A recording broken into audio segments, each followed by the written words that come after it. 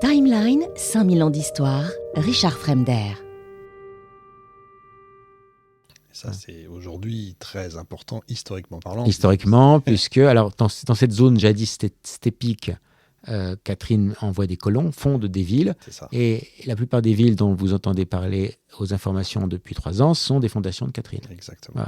Voilà. Que ce soit Kherson, que ce soit Sébastopol, que ce soit Simferopol, Mariupol, c'est un peu plus tard.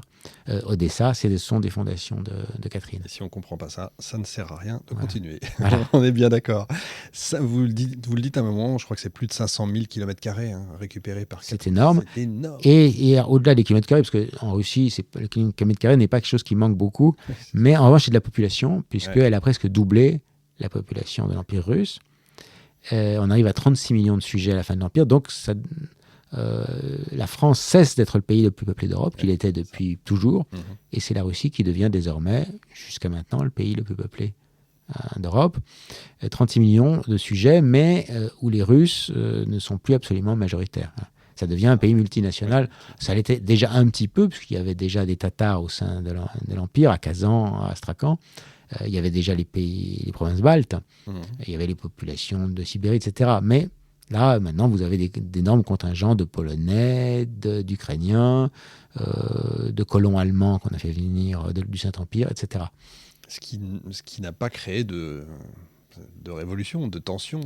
Alors, il y a des tensions, mais qui sont jugulées. Oui. En revanche, tout le 19e siècle va être sous le signe de révoltes régulières de la Pologne. Bien entendu. Et de tentatives faites pour russifier les populations non russes, notamment les Ukrainiens.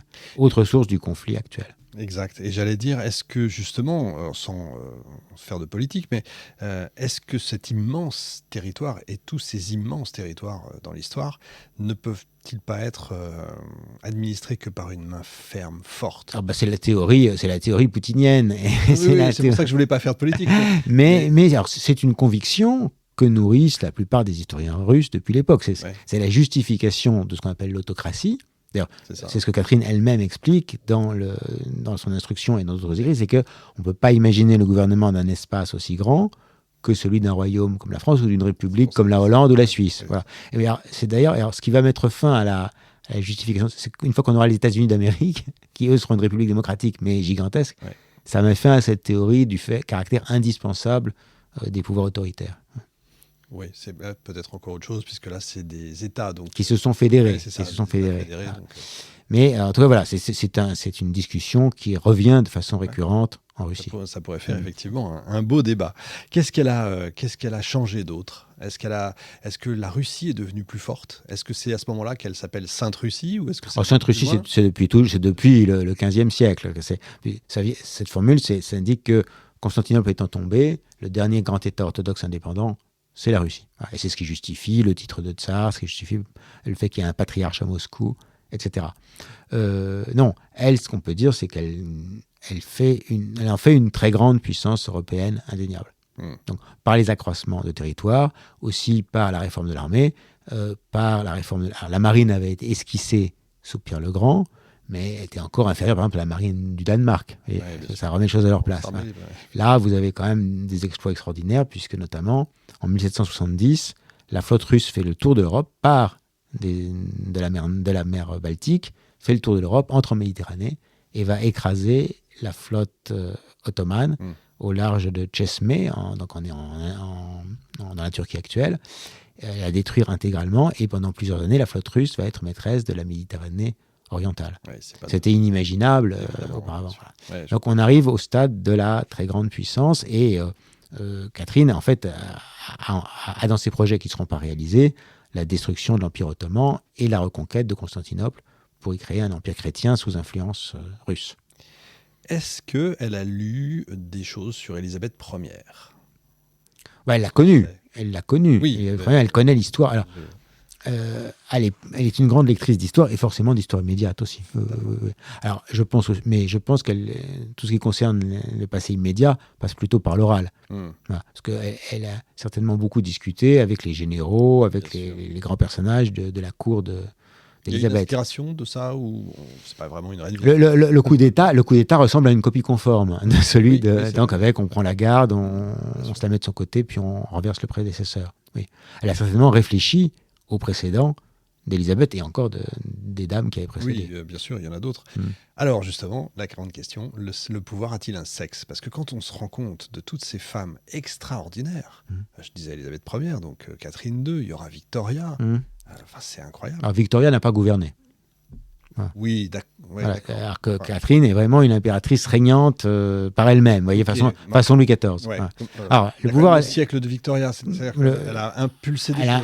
elle a comment dire, sa personnalité a servi à symboliser la puissance britannique, on peut dire. Voilà. Non, pour Catherine, c'est autre chose. Elle a gouverné directement.